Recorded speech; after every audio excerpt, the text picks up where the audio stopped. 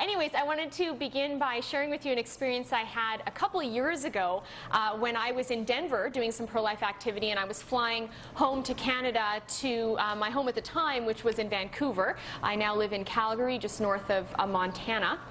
And when I was leaving Denver, I got to the airport, and when I boarded the plane for my flight home, the plane was over half empty, and I was scheduled to sit at the back of the plane, and I hate sitting at the back of the plane. So when I boarded, I was really excited to see so few passengers on it, and I took my carry-on bags and I marched all the way up to the 6th row, where no one was sitting on the right, no one sitting on the left, and so I sat down in my favorite spot, which is the aisle seat, and I planned to do what I always do typically when I fly on a plane, which is read a book and shortly thereafter fall asleep. So as I sit down and settle in, just before the plane takes off, and remember it's over half empty, someone comes up and decides to sit right next to me. And this man puts his seatbelt on, and then he turned as soon as he was buckled in and with a lot of enthusiasm said, "So, is Vancouver home?" And I could tell by that initial question and his enthusiasm that he was probably the chatty type who likes to talk to the person next to him on the plane. And although I am a verbally abundant individual, and once in high school when my teachers actually put tape over my mouth because I was so annoying, when I'm on the plane I often don't talk to people around me.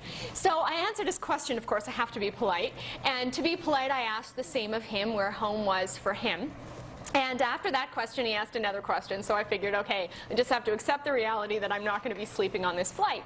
So as we're going back and forth with the usual introductory questions, he asked me that question we're often asked when we've just met someone new. So he said, "What do you do?" Now, when I get asked that question, it's always interesting to see how the rest of the conversation will proceed, because I do pro-life work on a full-time basis. So I answered his question by telling him that, and he said, "Oh, that's interesting. Now, how did you get involved with something like that?" Again, thinking to myself, I don't know if he's going to like the answer. So nonetheless, I said, first of all, I grew up in a very pro-life home. Both my parents were very active in the pro-life movement. So from a young age, I was exposed to the need to be a voice for the unborn. And then I said, but more specifically, when I was in my first year at university, I went to a pro-life conference where there was a speaker there by the name of Scott Klusendorf. And I said, at that conference, he said, there are more people working full-time to kill babies than there are working full-time to save them. I said those words really struck a chord with me, and I decided when I finished my degree I needed to work full-time to save babies. And he sort of just smiled and nodded and didn't say too much else specifically about my work. And the conversation took another turn, and I thought to myself, by his lack of enthusiasm, that he probably didn't agree with me. And therefore I knew I had an opportunity before me to seize, even though all I wanted to do was go to sleep. So I began to silently pray for an opportunity in our conversation for me to re-raise the abortion issue and engage him in a bit of a discussion. Well, no sooner had I sent that prayer up to heaven that there was this big opening in our conversation. And so I very casually said to him, "So tell me, what do you think about abortion?" And that little chatterbox suddenly shut up. He went dead quiet. He goes, And after pausing for a moment, he said, "You know, I haven't thought that much about it." He said, "If my wife was ever in a situation in which she wanted to have an abortion, I wouldn't want her to have one. But," he said, "at the same time, I feel as a man, I can't tell a woman what to do with her body and with her life. So if I was to summarize my views," he said, "I'd consider myself pro-choice." So I followed up that statement with just another question. At which point he said, "Listen, I'd be happy to have this conversation with you, but I'm not going to do it until I know your name." So outstretched his hand, outstretched mine. I discovered his name was Dan, and so began a 2.5-hour flight home in which the issue of abortion was debated the whole time. After Dan and I shook hands, he looked me straight in the eye and he said, "Okay, give me your best argument." And so, what I'm going to do now is cover what I believe to be the most compelling pro-life argument we can make when convincing people that they should be against abortion rather than in favor of it. And when presenting the best pro-life argument, it's important to keep in mind that the morality of abortion, the act of abortion itself, whether it's right or wrong, is a simple issue. It's not complicated. Many people will tell you it's complicated and difficult, but it's not. In fact, even on the plane yesterday, I talked to a guy who said, well, you know, it's a difficult issue. Now, in terms of the crisis pregnancy, yes, that can be very difficult. From an emotional perspective, from a social perspective, or a financial perspective, yes, there can be very difficult life circumstances for that pregnant woman. But whether abortion is a good or bad, moral or immoral response to those difficult life circumstances is not difficult. It's as simple as answering the question, are the unborn human? And if we can keep our conversations focused on that central question, determining whether the unborn are human, or as Mark was talking about, persons, are they not, then we will see people come to the realization that they are human like us, persons like us, and therefore deserving of the same protections and respect that we currently get. Now, in my experience, when I talk to people about abortion, they want to talk, and we are on different sides of the debate, they want to talk about everything but whether the unborn are human or persons. Instead, what they focus on are the difficult life circumstances a pregnant woman finds herself in. So if you could help me please brainstorm, what are some of those situations that many people who favor abortion will propose as reasons why abortion is acceptable? What circumstances a pregnant woman finds herself in? Rape? Okay, I heard someone say that. Now, where did my pen go? All right, what else? Call out loud. Financial, okay, money issues. What else? Disabilities, okay, if the child is disabled in some way. Any other reasons? Incest. Right, rape, incest. Cultural, like China. Okay, so cultural issues where they prefer male children over female children. What else? What other? Pardon me? Right, want to finish college or high school. Any other circumstances? Career ambition. Right, career ambitions.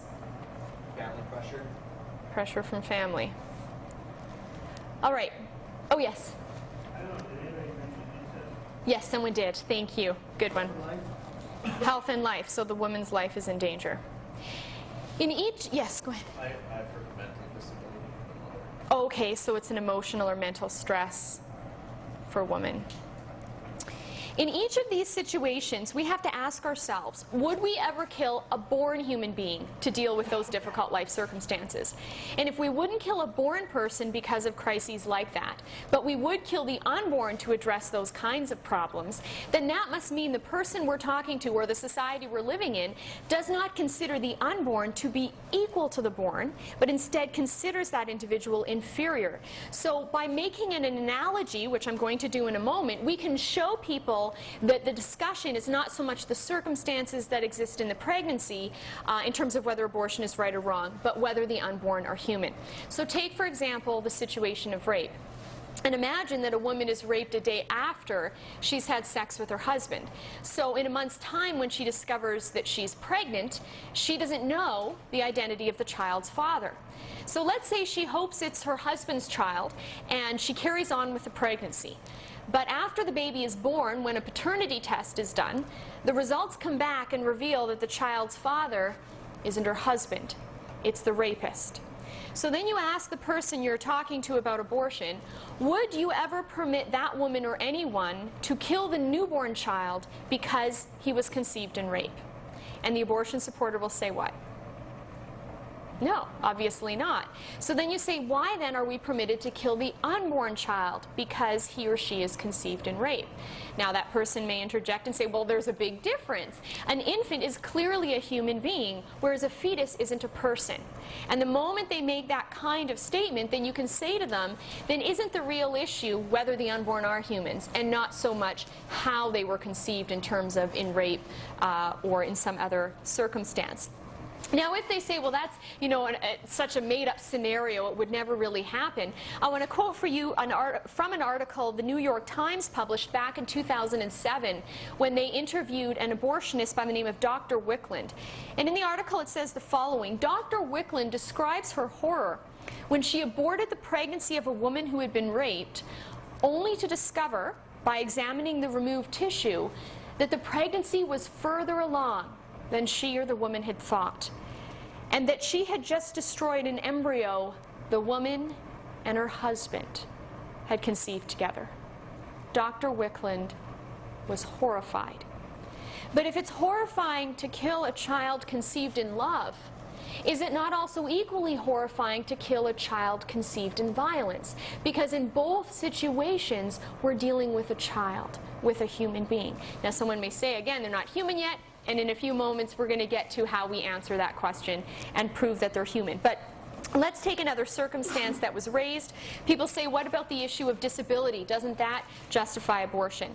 Well, I'd like to show you a picture of a little boy who's very precious to me. His name is Christy Daniel. I had the privilege of caring for him a year and a half ago when I went to Romania and volunteered at a clinic there for sick children. And as you may be able to tell from this photograph, Christy has Down syndrome. He's got a very severe case form of it.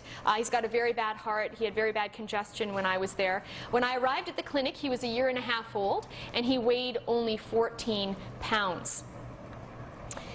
This is a picture of another little baby there I fell in love with, Alina. When I arrived at the clinic, Alina was 6 months old and weighed only 6 pounds. Alina has fetal alcohol syndrome. She's missing one of her kidneys. She has a very bad liver and a very bad heart. Because of their disabilities, Christy and Alina are two of the kinds of children many people would say should have been aborted. But anyone who would say that, we must ask, would those individuals kill Christy and Alina now because of the Down syndrome or the fetal alcohol syndrome? Would such an individual say there is no moral difference between me going to Romania to care for those two children versus going to Romania to kill those two children? Of course, they would say there's a significant moral difference. One is morally right and one is morally wrong. Well, if we wouldn't kill Christy and Alina now because of the disabilities, why unborn children with those same disabilities? Well, the individual may say again, because prior to birth they're not humans, whereas after birth they clearly exist, they're alive, they're named, and so that's why we protect them.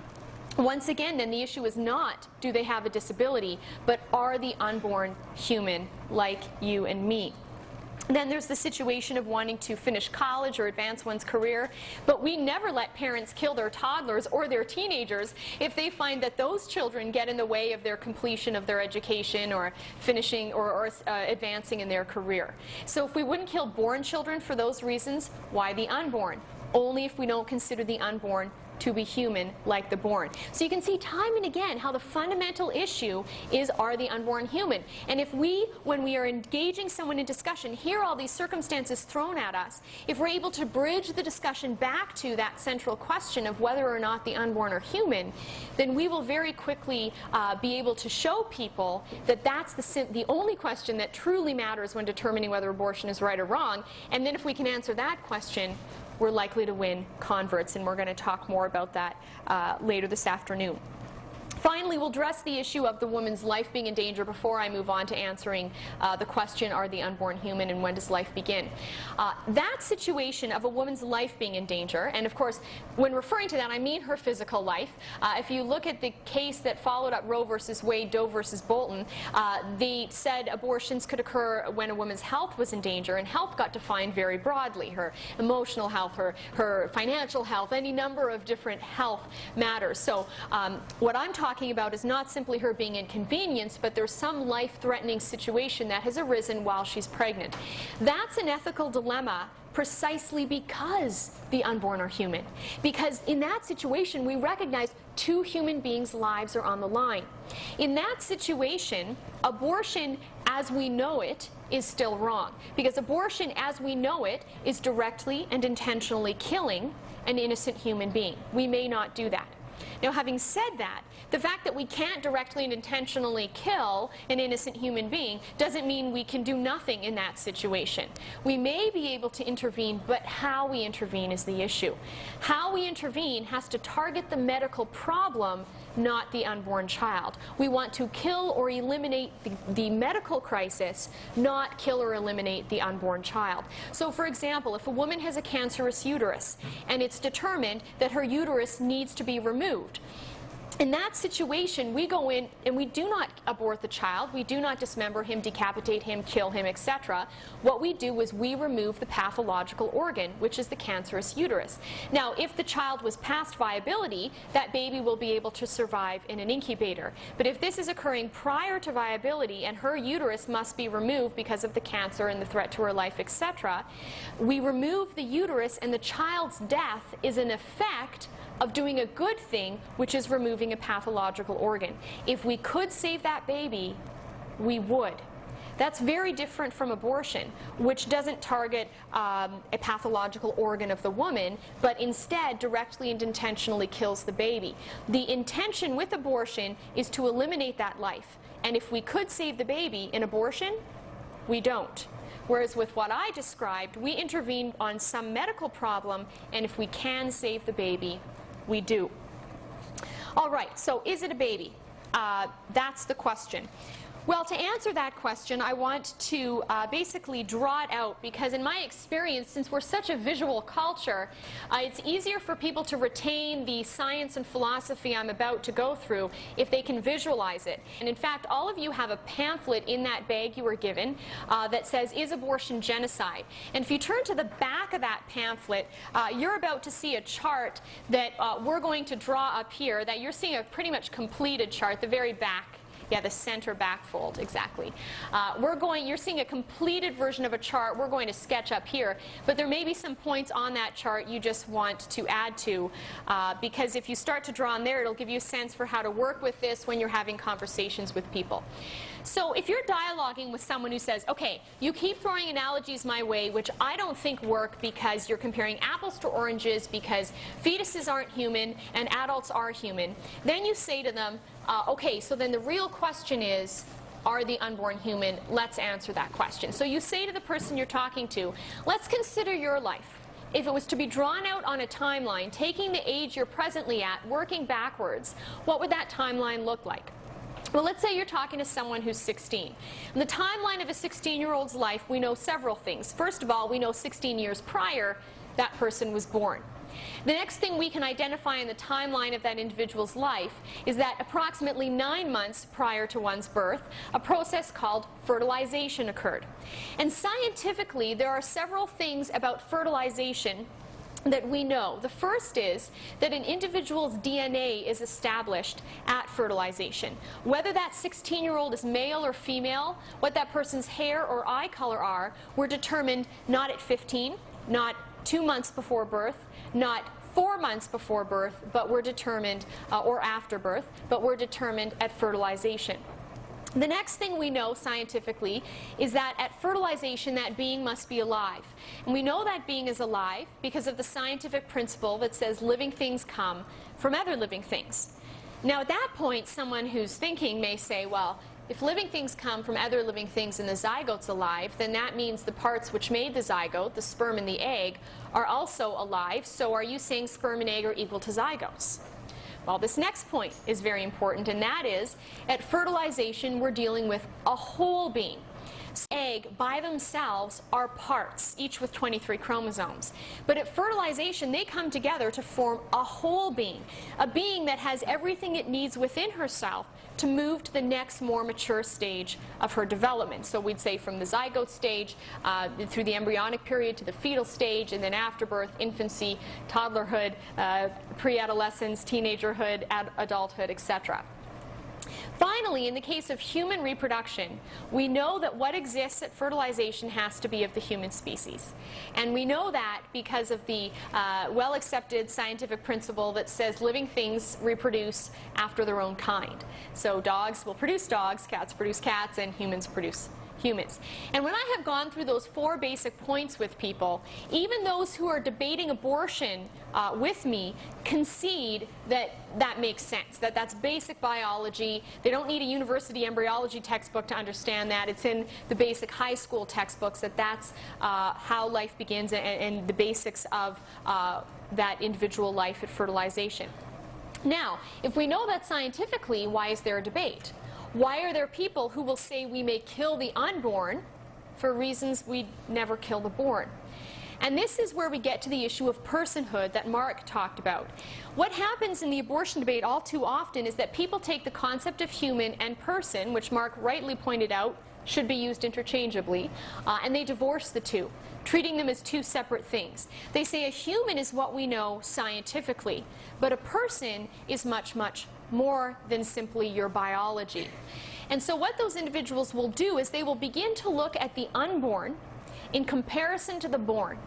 And they will say, you know, there are some pretty significant differences in the appearance and abilities of unborn life versus born life. And because of those differences in appearance and ability, the unborn are not persons, even if they're human, but the born are both human and persons. That's why we may kill the unborn and we may not kill the born. So if you begin to engage that person in discussion as to what those differences are, essentially any difference you hear about will fall into one of four categories. The first one is size. Indeed, the unborn are smaller than the born.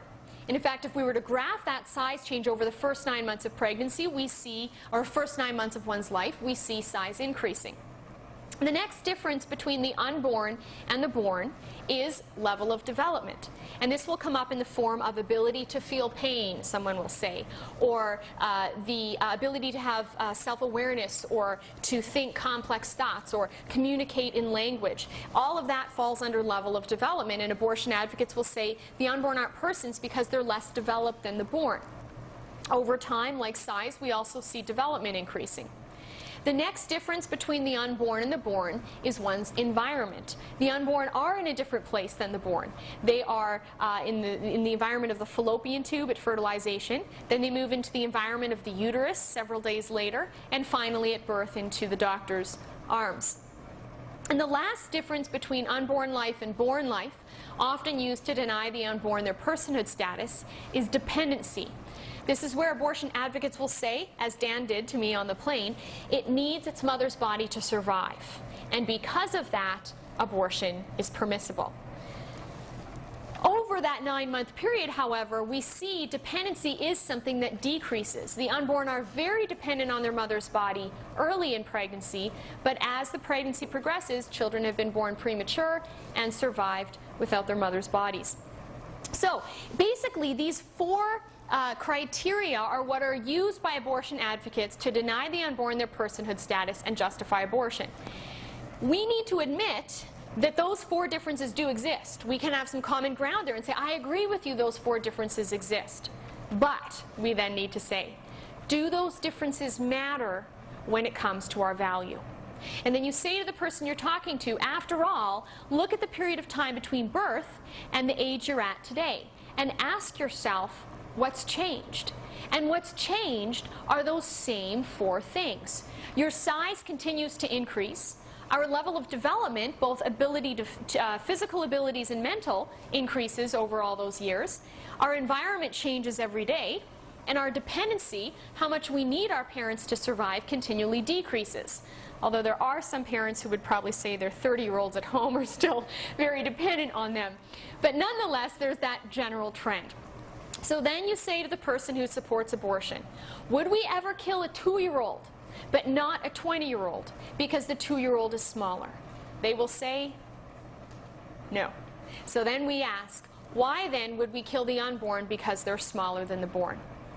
Now, if they interject and say, well, maybe size is a bad criteria, but level of development is pretty important. After all, what makes us different from animals?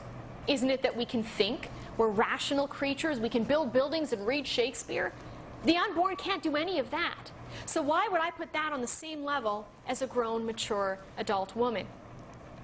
Well, we need to point out that even a newborn child can't read Shakespeare and build buildings and communicate in complex languages. Yet we would never say that that newborn child is not a person and may be killed simply because he's less developed than a mature adult woman. What we want to point out is that even though the unborn and newborn children currently do not have the ability to think and reason to the level we do, by being of our species, they have the inherent ability within them. And we are valued not because of what we currently do, because that changes all the time, but because of what we are. And by being human, we do indeed have some pretty impressive abilities. Same with environment and dependency. We have born human beings who are dependent on others for survival. We don't kill them. Likewise, we admit the unborn are dependent, but we say it doesn't matter when it comes to their value. Now, just for some comic relief, I wanted to, actually before I flash that up there, I'll explain it. My colleague Jojo came across this hilarious parenting book, which is like a legitimate book you can order on Amazon, The Do's and Don'ts of Parenting. And this is one of the little pictures in the book. And of course, it makes the point about size and level of development, right? Because a newborn baby is smaller and less developed. He's not going to be able to lift those weights that Dad could, but of course he's still a human person. Then there's this one, and clearly there are certain activities we don't do with our children because of their immature intellectual development, but they are still persons. And then of course there's this last picture, how to introduce your baby to pets. Clearly, a child can survive in the environment of his father's arms, but not the environment of his father's fish bowl. So, nonetheless, the child is a human person. As we look between the differences between the unborn and the born, the same differences between a 2-year-old and a 20-year-old, both of whom are born, what becomes clear is that the reason the unborn are smaller and the reason 2-year-olds are less developed in comparison to 16-year-olds is that less time has passed for those who are younger. And of course time is reflected in our age. And so the question you can then ask the person you're talking to once you've drawn this out for them is this: do those of us who are older have a right to kill those who are younger? Do those of us who are older have a right to kill those who are younger? Racism is discrimination based on skin color. Sexism is discrimination based on sex. And ageism is discrimination based on age. And if we were to distill it down to one issue, I would say abortion is a matter of discriminating against people simply based on their age. What I'd like to do now is play for you 2 very brief video clips from a great DVD that's produced by the National Geographic. It's called The Biology of Prenatal Development. And it shows you actual video footage of the unborn child growing and developing in utero. So I'm going to play 2 scenes and then carry on.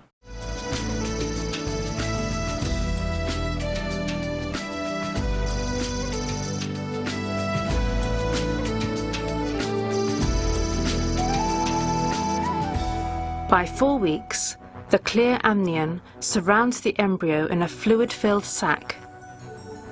This sterile liquid, called amniotic fluid, provides the embryo with protection from injury.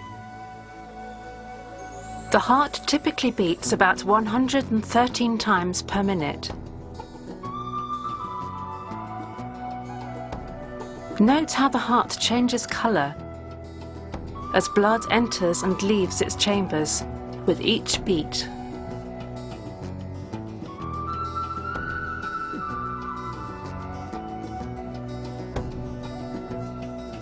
The heart will beat approximately 54 million times before birth and over 3.2 billion times over the course of an 80-year lifespan.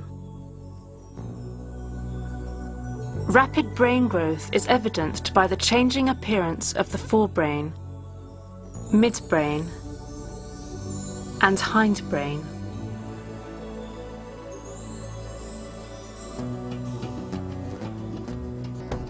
Upper and lower limb development begins with the appearance of the limb buds by 4 weeks.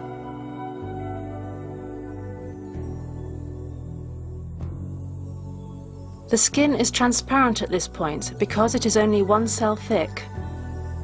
As the skin thickens, it will lose this transparency, which means that we will only be able to watch internal organs develop for about another month.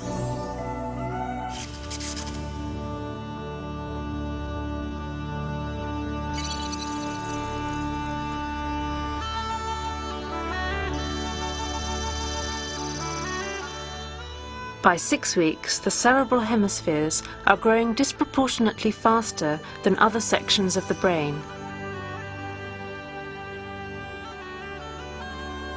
The embryo begins to make spontaneous and reflexive movements. Such movement is necessary to promote normal neuromuscular development.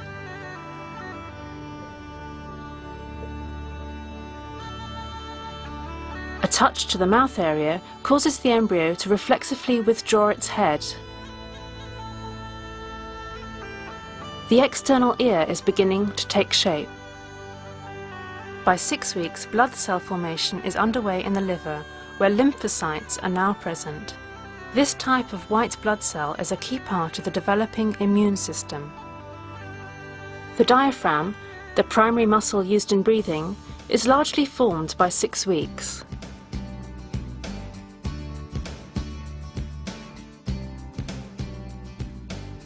A portion of the intestine now protrudes temporarily into the umbilical cord.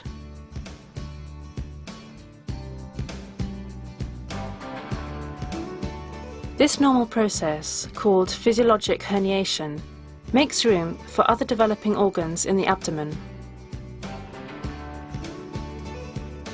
At 6 weeks, the handplates develop a subtle flattening. Primitive brainwaves have been recorded as early as 6 weeks and 2 days.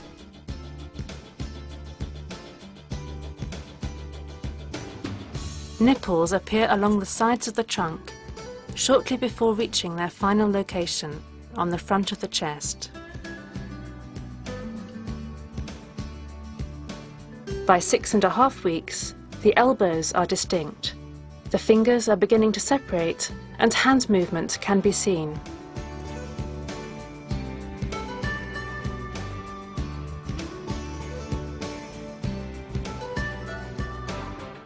And so, as we see very clearly and beautifully by that video clip, the only difference between that child we just watched and ourselves are the same differences amongst each one of us in this room if we were to compare ourselves, our size, our level of development, our environment, and our dependency. But those aspects about us aren't what make us valuable. We're valuable because we're human. And when did we become humans? At fertilization. And how do we know that? Well, that's what science has been able to establish. Now, having said all of that, there are some who will claim that we have won the culture on the issue of the humanity of the unborn. That there are abortion advocates now conceding the unborn are human persons, and that instead of focusing our discussions on whether the unborn are human persons, we need to instead focus on the effects abortion has on women and show people that abortion isn't in a woman's self-interest in order to dissuade her from having one. And there are several points I'd like to make in response to that objection. The first is there absolutely is a place in the abortion discussion to share the negative experiences many women have had who have had abortions. Certainly those testimonies and the very tragic stories of many women have a place in the abortion debate and can certainly change hearts and minds. Having said that, I would argue that we have not won the culture on the issue of the unborn being human in terms of the culture already agreeing that they are human. And the reason for that is a couple-fold. First of all, take the case of Camille Paglia. She is an abortion advocate whose recent essay made waves in the pro-life movement because in her essay she said the following: "Hence, I have always frankly admitted that abortion is murder, the extermination of the powerless by the powerful." Now, pro-lifers read that and said, oh my gosh, this is why we can't focus on the humanity of the unborn, because people admit they're human and they don't care. But I would actually argue upon reading further into what Paglia said that she doesn't believe her own claims. Because shortly after she admitted abortion was murder, she then proposed the death penalty for people who murder born children. Those who kill born children in Paglia's world should get the death penalty. Those who kill unborn children in Paglia's world get her support. She therefore cannot possibly mean that abortion is murder like murdering born children is murder. Otherwise, she would have the death penalty for people who kill unborn children, like she proposes the death penalty for people who kill born children. So just because abortion advocates will say one thing doesn't mean they mean it. Their claims and our claims, the strength of them and the conviction of those making those claims is tested by the other beliefs we hold, and is tested by how those claims are lived out. So very clearly she's got a contradiction going on, which tells me she doesn't truly believe the unborn are human like us. Here's another illustration of that. I'm going to play for you a brief video clip of a Canadian news story regarding a woman in eastern Canada in Nova Scotia who murdered her 12-year-old daughter. And I'd like you to see the response of the public in this television clip. When Carissa Boudreau vanished without a trace last year, her mother wept as she pleaded for the 12-year-old girl's safe return. Today, tears flowed in a Nova Scotia court as a judge sentenced that same woman, Penny Boudreau, to life in prison for strangling her daughter. Tom Murphy was there today as the Crown revealed the disturbing details. Penny Boudreau, a mother and now officially a murderer. She wept at the courthouse where those who loved Carissa gathered, their emotions still raw. Crocodile tears, and that's all it's ever been, and that's all it ever will be. 12-year-old Carissa lived with her mother and her mother's boyfriend, Vernon McCumber. But the court heard there was tension. Mother and daughter argued a lot. McCumber told Boudreau, pick Carissa or him. Certainly no suggestion at all that he ever intended or could contemplate that Penny Boudreau would do what she did. What she did was unthinkable. Penny Boudreau drove her daughter to this dirt road just outside of town. When Carissa got out of the car, her mother tackled her, pinned her to the ground, putting her knees on her chest. And while the two were face to face, she put a piece of twine around her daughter's neck and began strangling her. Her daughter's last words were, "Mummy, don't." Boudreau put Carissa's body back in the car, drove into town, and removed some of her daughter's clothing. She then dumped her body along this riverbank to make it look like a sexual assault. Then she went to the police and the public to plead for help to find her missing child. I don't know where you are, but just come home or call or something. It would be days before Carissa's frozen body would be found, and months before Boudreau would admit to undercover police she killed Carissa, that she did what she had to do. An emotional judge told the court Boudreau had a selfish desire to guarantee a love life that had no room for a child. Justice Margaret Stewart said, "You can never call yourself mother in conjunction with Carissa's name again." The sentence, life in prison, no parole for 20 years. A plea bargain allowed the family to avoid a lengthy, painful trial in a case that still affects so many. You know, bright, sunny kid, so. Outside, onlookers wanted more. An eye for an eye, a tooth for a tooth. How, they ask, could a mother give her child life and take it away, too? Tom Murphy, CBC News, Bridgewater, Nova Scotia. Do we ever see stories on the news about women who abort like we just saw that story?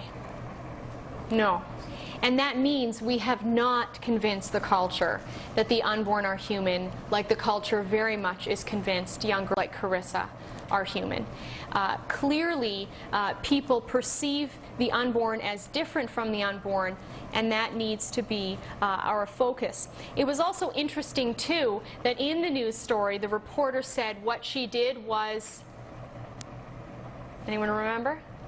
When referring to Carissa's mother, what she did was unthinkable.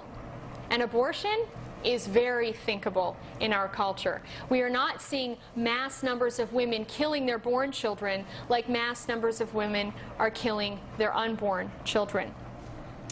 The other thing we need to keep in mind is that if we primarily focus on a woman's subjective experience with abortion as to why abortion is wrong, our evidence or our claims will be canceled out when another woman comes along who says subjectively she had a very good experience with abortion. And I have talked to many women who have told me the abortion was the best thing that ever happened to them. I once was protesting abortion on a street corner. A woman came up and said she had 3 abortions and she was proud of it. Now, I certainly believe those who regret their abortions are sincere, and I believe they are most honest. I believe the ones who say that they don't regret their abortions are probably still in some state of denial. However, the point being, if you rely on someone's experience, another person's experience can cancel that out. The other thing is, abortion, the fact that abortion hurts women is not the reason why it's wrong. It's the effect of the reason why it's wrong. The reason why abortion is immoral is because it directly and intentionally kills an innocent human being. And because it does that, it hurts women physically, because their bodies were designed for pregnancy to end with birth, not prematurely with abortion. Because abortion kills children, it hurts women emotionally and spiritually and all of that, and men, and the whole of society. All of the effects abortion has on we who are born are the effects of the reason why it's wrong, which is that it kills innocent human beings. And then, of course, we need to keep in mind that the very mentality which permits abortion in our culture is selfishness. It is putting the self over the other, whether that's acknowledged or not. Maybe it's a more subconscious inclination people have, but the point is, it is raising the self above the other. And if we say abortion's wrong because it's not in your self-interest, we are feeding into the mentality of you should make decisions based on what's best for you. And we need to completely transform the very mindset of our culture to get them from being self-focused to being other-focused, to putting the other before the self. And that's hard work. Every day we're all trying to do that, and we're constantly failing and having to get better at putting the other before the self. But that's truly what we need to do, is establish a culture that thinks about the other first. Now, as Dan and I were nearing our destination of Vancouver, it was becoming clear to me that he did have some resistance to abortion. He was uncomfortable with it. He didn't really like the idea, but he was not going to take any responsibility to do anything to stop it. And then I asked him a question that seemed entirely off topic, but it had a purpose. I said, Dan, have you ever been to Washington, D.C.?